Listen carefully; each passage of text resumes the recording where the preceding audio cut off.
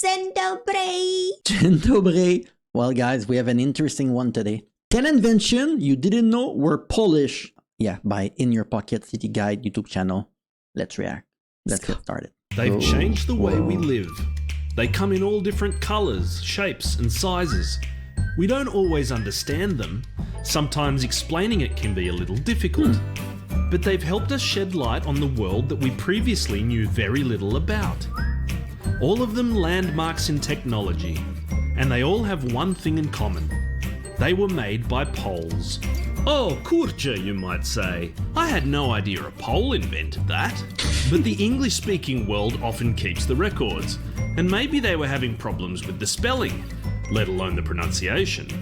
In this video, we're shedding the limelight on the top 10 inventions made by Poles, at home and abroad. Oh. Number 10, the walkie-talkie. Oh. Born in Warsaw in 1909, Wow. Henryk Magnuski worked as a radio repairman for the Polish military, and he eventually ended up in Chicago. Yeah. Surprise, surprise. It was here that he would be employed by the Galvin Manufacturing Company, which would later change its name to Motorola. Leading a team of radio engineers, they developed the SCR 300. The first Oh, it makes sense it was used in the war originally. When I was a teenager, this was so popular. When I was playing with my friend, you could communicate because it was before the cell phone and everything. You could communicate with your friend from the other room using the talkie-walkie when you were playing game and stuff like this. Did you grow up with this? No. Not at all. Nothing. No, I know that it exists, like, but you know, for me, right? Why do we need to buy that? Oh, That's it was the to thing. play. Boy, was like to play. Like hide and seek or just playing a soldier game with your friend and you were hiding somewhere and you were talking to your brother and he was like near you and stuff like this. Yeah, but I grew up when they had that. There's like a lot, the leader of the village thing like that. So they used to communicate like with the police, you know, thing like Yeah. that. first radio to be used by American forces in Europe. This revolutionary mobile device became known amongst GIs as the walkie-talkie. Walkie-talkie. Nowadays, you can find the walkie-talkie in just about any line of work. Take this part-time construction worker, for example, overseeing Magnuski's head. Number 9, Esperanto. Imagine a world where there is one neutral language that everyone can communicate in. A language of understanding and diplomacy that has the power to end international conflicts and foster world peace. That was the dream of a linguist from Białystok by the name of L.L. Zamenhof. While studying in Warsaw as a young man, he began to develop Esperanto, largely based on his knowledge of the Romance, Germanic and Slavic language groups, but with a much simpler grammatical structure that could be easily learned. A simple language invented by a Pole. Who'd have thought? After more than 30 years of development and several books published, the first World Esperanto Conference was held in 1905. It Since didn't then- lead anywhere, right? It was like a language where everyone from around the world, because of different like Latin, etc., could understand, could learn easy. A language that like, Oh. but it's basically what English is for right now, right? The language of business in a way, but the modern language movement is of more like Esperantists has continued to grow, and today there are an estimated 63,000 to 2 million speakers of Esperanto. Number 8, the kerosene lamp. The story of the kerosene lamp can be traced back to the present-day Ukrainian city of Lviv, which used to be Lvov, Poland. It was here in 1853 that two Polish chemists, Jan Zek and Ignacy Łukasiewicz, attempted to distill alcohol from oil, which at the time was an incredibly cheap resource being extracted in the region. Though they failed to make anything potable, at least not to any self-respecting spirit connoisseur, what they did discover was a clear flammable liquid that burned long and bright, and more importantly, it didn't stink like oil. Ale śmierdzi. Putting the liquid called kerosene to work, they asked a local tinsmith to make a lamp with a small tank at the bottom. Thus, the classic shape of the kerosene lamp had been born. Number 7, the railway signal device. Jan Josef Baranovsky deserves the award for the most proactive employee of all time when it comes to his work for the French railway. Fleeing Poland after the failed November uprising of 1830, Baranovsky first worked as a bank teller and cashier in France, before he landed a job as a bookkeeper for the National Rail Network. Baranovsky made several key inventions for the railway system, including the first ever ticket printing machine that could spit out 5,000 tickets an hour, and each with a unique serial number. But at a time when railroad accidents were becoming more and more frequent, it was Baranovsky's automated railway signalling device, invented in 1857, that made the biggest impact on the industry. Prior to this, signalling depended on employees waving flags at various points along the track, as well as their knowledge of when and where the trains were coming from. In an age of increasingly busy railway lines, the Baranovsky signal, as it became known, avoided countless accidents and undoubtedly saved a lot of lives. Number 6, the telectroscope. We take all of these things we take for granted, but someone need to invent it. It used to be so dangerous. Now with technology and the internet, everything become easier to found like an invention, right? I feel like sometimes there's nothing else to invent, but there's always going to be something to invent to make it better. Kopernik, often referred to as the Polish Edison, made several contributions to technology throughout his lifetime. However, it's his version of the telectroscope, produced in 1898, that is considered to be a landmark in the development of telecommunication. A telectroscope is a scope and lens, amplified with electricity, that can reproduce images from a distance. Sound familiar? You may not be surprised to know that the term telectroscope was replaced around the turn of the century with the word television. Though he was certainly not the first, Szczepanik's weird machine, as it was called, is alleged to have been able to recreate colour, which would make Szczepanik the forefather of colour television. Number 5, the paperclip. Whilst the person behind the idea of the mighty paperclip has long been disputed, one contender for your praise may be the famous Polish pianist and composer Józef Hoffman. Praised by many as the greatest pianist that ever lived, Hoffman was also an inventor in his spare time. It's been suggested that the a lot of these inventions were made by people that they were not trying to invent something like this. Yeah. They invented something that they found that was super useful and practical, and they found it's sometimes right. People create the best masterpiece or the bigger creation when they don't even try to find something. They just do it by accident almost. You know, he was a pianist. The mission behind the shape of the paperclip was the treble clef, no doubt burned into his brain after hours of reading piano scores. Hoffman is also accredited for developing one of the earliest mechanical windscreen wipers, which apparently was inspired by the back and forth motion of his metronome.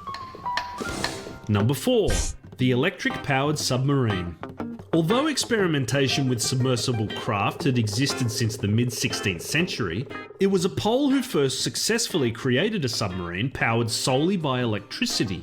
Wow. Mechanical engineer Stefan Dziewiecki was taken on by the Navy of the Russian Empire in 1877, and it was here that he made a huge number of developments in submarine technology.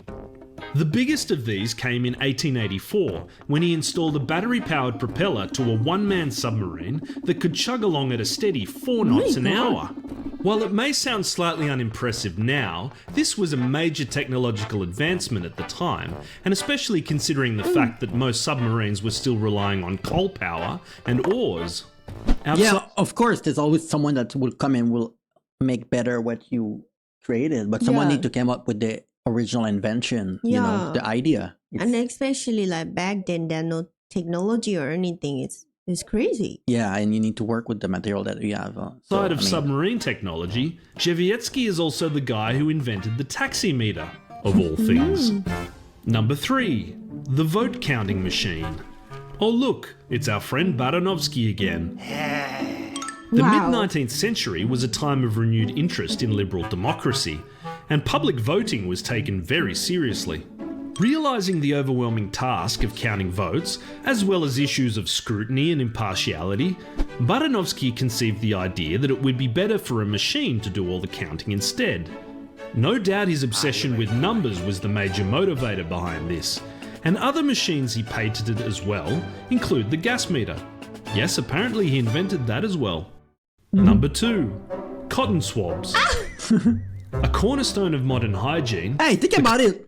all of these inventions are from a long time ago and they are still being used. Like we did not find a better way to use a cotton swab. People still use that, or the pin from earlier. Suji still use her hair. Of course, it's really good. No, not for hair. It's for the paper. Oh, I thought you put some in your hair too. Oh, no, it's different. Oh, okay. That one is for the paper, but sometimes I also use to close. You know, when I open some like a bag of snack thing like that. I also use that too. Cotton swab was developed by Leo Gestanzang, a Pole from Warsaw who made the Chicago move in 1912. The story goes that in 1923, Gestanzang found his wife, Jutta, applying cotton wads to toothpicks in an attempt to reach those hard-to-clean places. This became the inspiration behind the this one. My mom used to do that a lot. We know now that you should not do that, right? Yeah, I know. I have another thing, you know, I'm really addicted to that. It's like some kind of stainless, like a really little one, but there's no cotton or anything. Oh, were you saying that you didn't have the Q-tips? Your mom was doing what you just did? Yeah. Oh, she didn't have the Q-tips? Toothpick. Oh, she was doing that with the Q-tips? Yeah, because that one she can like manage the size what she want. Oh, so the size? Yeah, she did it herself. The size? Yeah. Oh. Q-tip, Q standing for quality. But unlike his wife's toothpick, the Q-tip had 2 cotton tips to allow for double takes. Before we won, the bulletproof vest. If you can stop a bullet, you're either Superman or a pole. The first commercially produced bulletproof vest was made by a Polish priest named Kazimierz Zeglen, who travelled to the US in the 19th century. No, but I was gonna say, this makes so much sense. The Poles have been attacked so much. Yeah. They're like, we're gonna make a vest to be able to resist the bullet. It's almost like ironic in a way that they created the bulletproof vest. It was here that he came across the research of a George E. Goodfellow, a physician based out in the Wild West. It was Goodfellow that observed how gunshot victims who had silk fabric against their bodies often had reduced injuries when struck by a bullet. Whoa. Expanding on his research, Zeglen developed a centimetre-thick vest of layered and woven silk that could stop a bullet altogether. He publicly demonstrated his new invention in 1897. The priest wore the vest and the assistant fired the bullet. But Zeglen's vest was not a viable product. It was slow to produce, not to mention the outrageous price tag of $800 US, which is about $25,000 today. Enter Pole number 2, Jan Szczepanik. I think you've been acquainted. Szczepanik, who had been developing automated weaving technology for years, teamed up with Zeglen and managed to work out the whole mass production thing. The bulletproof vest was a huge success amongst the rich and the famous who could afford the ridiculous price tag that still remained.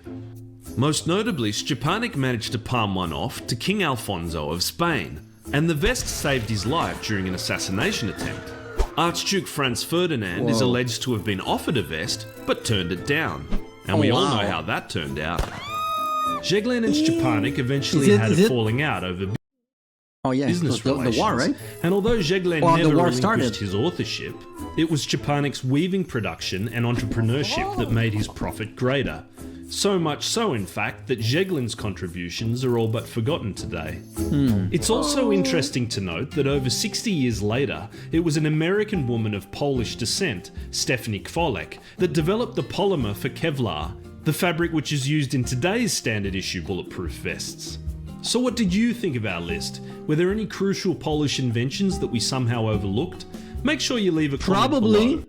Or check out one of But I must say, a lot of them are still used and very useful, actually, when you think about it solved a problem that they had. And a lot of them were found by complete accident, like not necessarily inventor, but people that were like curious and tried to solve a problem and they just like did it in a way like. Yeah, that makes it amazing and it's still like using this day. Yeah, it was amazing. Thank you for the amazing video. If there's more we should react to from Poland, let us know in the comment below. Yes.